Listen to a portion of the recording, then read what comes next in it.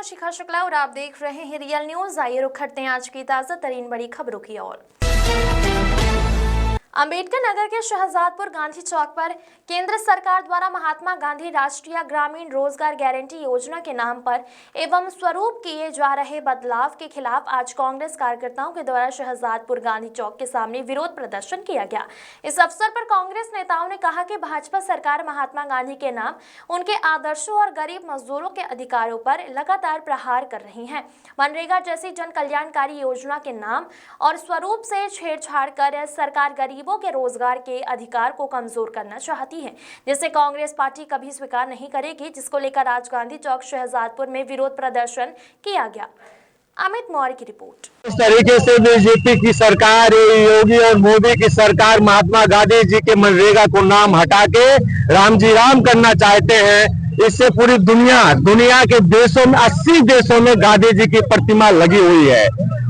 जिस तरीके से वो गांधी जी को अपमान करना चाहते हैं, अपमानित करना चाहते हैं, इससे पूरा देश जान गया है।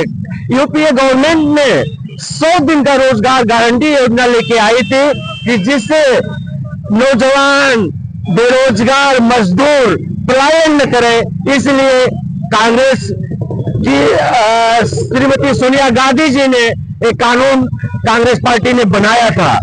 उसमें 100% पेमेंट केंद्र सरकार देती थी, उसको खत्म करके 40-60% पे कर दिए हैं। और जहां हम 100 दिन का रोजगार देते थे, उसको 60 दिन का रोजगार देना चाहते हैं।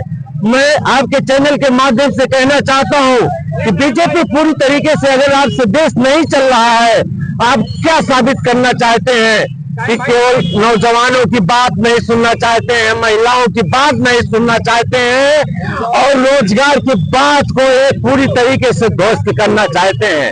आए दिन नाम बदल के अपनी नाकामियों को छिपाने के लिए योगी और मोदी की सरकार आए दिन नाम का तुष्टीकरण जो कर रहे हैं, इसके विरोध में कांग्रेस पार्टी जिले से लेके, गांव से लेके, रोड से लेके, अगर हमको सदन तक इसको संघर्ष करना पड़ेगा, तो हमारे जननायक आदरणीय राहुल गांधी जी जैसे किसान काले कानूनों को वापस इन्होंने बीजेपी की गवर्नमेंट को लेना पड़ा, उसी तरीके से मैं बड़े विश्वास के साथ आपके चैनल पे कह रहा हूं कि बीजेपी सरकार, तुमको ये कानून वापस लेना पड़ेगा।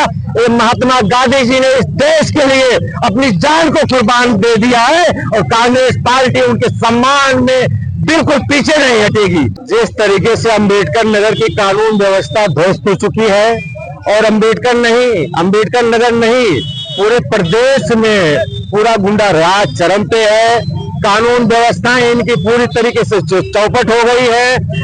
एक इसी जिले की तमाम बहन बेटियां गायब हो रही हैं, पुलिस नाकाम है उनको खोजने में। गुमशुदगी की रिपोर्ट लिख के जब उनकी डेड बॉडी मिल जाती है, तब इनकी आंखें खुल रही हैं।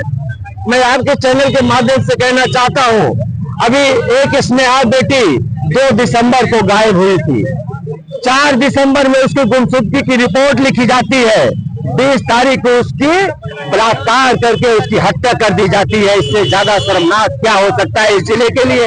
एक 14 साल का बेटा हिमांशु विश्वकर्मा 21 नवंबर को गायब हो चुका है, जिसमें उसकी मां मुख्यमंत्री जी से जाके उनके घुटनों पे, उनके पैरों पे जाके लेट गई और कहा कि मुख्यमंत्री जी हमारे बेटे को बचा लीजिए। मैं पूछना चाहता हूं अंबेडकर नगर के कप्तान साहब से कि क्या स्थिति है हिमांशु की। आज इतना दिन हो गया है, ऐसे हिमांशु एक ही नहीं, बहुत सारे हिमांशु आज जो है अभी घर में पड़े हुए हैं, जो प्रशासन कुछ भी नहीं कर पा रहा है। 3 से 4 घटनाएं गुमशुदगी में लिखी गई हैं, हिमांशु के बाद 3 और घटनाएं लिखी गई हैं। हमें तो लगता है कि अभी इनके पास कोई ऐसे सबूत नहीं है जो हम सबको ये बता सकते हैं।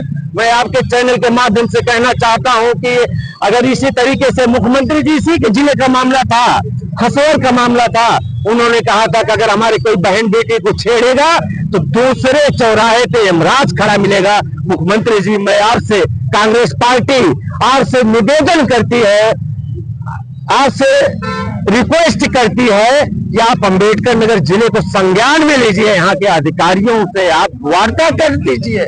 हम सब शर्मिंदा है, प्रशासन शर्मिंदा है, सारे दल के लोग इसमें शर्मिंदा हैं कि जिस तरीके से हमारी बहन बेटियों के साथ अत्याचार बलात्कार हो रहा है।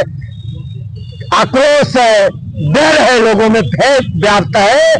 इसके जिम्मेदार कौन होगा? अगर इस पे अंबेडकर नगर की प्रशासन अगर इस पे ध्यान न दिया, कांग्रेस पार्टी निश्चित है कि रोड पे आने के लिए मजबूर हो जाएगी। इसकी जिम्मेदारी शासन प्रशासन की होगी, मैं ये कहना चाहता हूं।